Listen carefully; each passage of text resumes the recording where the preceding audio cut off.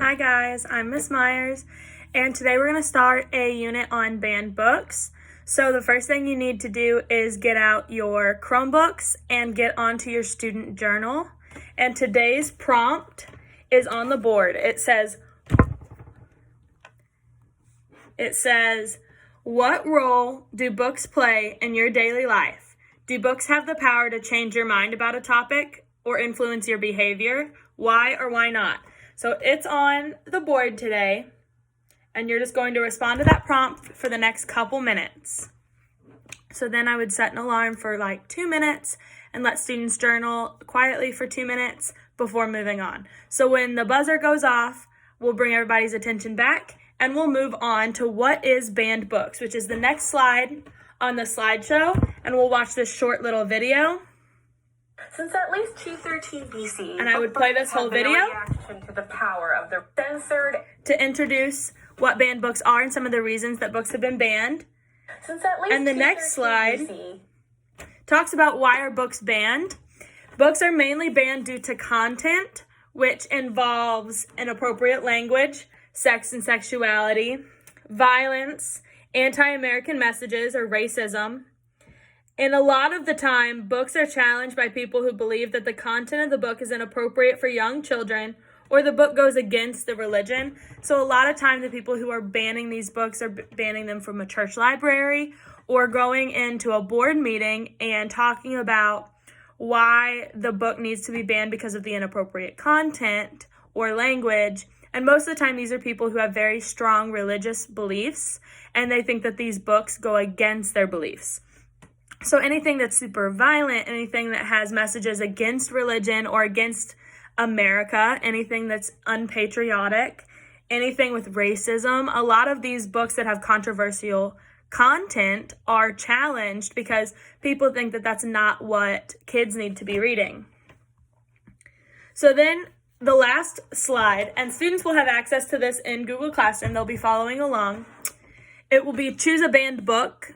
And they're going to visit the link of challenge books, and they're going to choose one from the list. So I need you guys to pick one book from the list to be approved by me. So you're going to write the name of this book down, and you're going to raise your hand, and I'm going to come by and approve it. And then once I approve your book, that is the book that you guys are going to be required to read for your independent research project.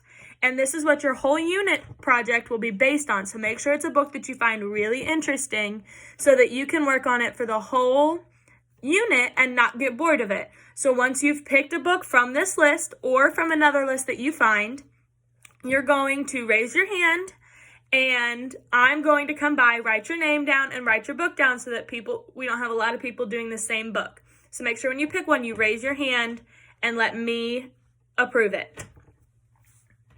So then students will have a couple minutes to look over the list and pick their book, and then I will write it down, like I said then, and we're going to have a quick discussion. We're going to have a think, pair, share over our journal prompt.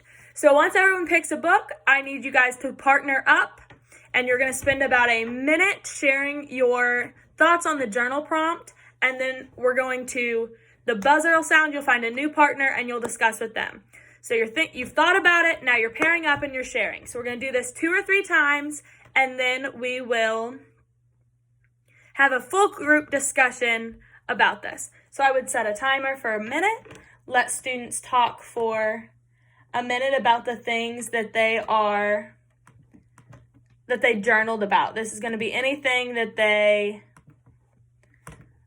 like if they thought that the books had the power to change things, if they thought that books had the power to change their opinions or influence their actions. So this is what students are going to be talking about for a couple minutes. And the buzzer sounds, I say, all right, guys, pick a new partner. Partner up, and I'm going to start the timer again. And they're going to talk. They're going to talk about it. And then we're going to come back together as a full class. So find your seats. And we're going to come up with a class definition for banned books. So can somebody tell me what they think banned books is based on your discussion and based on the video we watched. Students will raise their hands. We will be cooperating and cooperative learning and coordinating until we have one definition. There'll be one or two sentences that really define banned books. So now that we have our classroom definition, we're going to write it on the large poster. So I would have the poster behind me. I would write on it. And this would be something we come back to. It'll be hanging up for the entire unit. So you guys will always be able to see this definition so that you're never confused on what exactly we're talking about when we say banned literature. So for independent practice, you guys are going to be completing some preliminary research. You're going to complete a Flipgrid assignment. You're required to answer the following questions, and these are posted in Google Classroom for you so that you won't miss any of them. It says, why are some people afraid of the themes found in literature? What are some of the main reasons that literature becomes banned?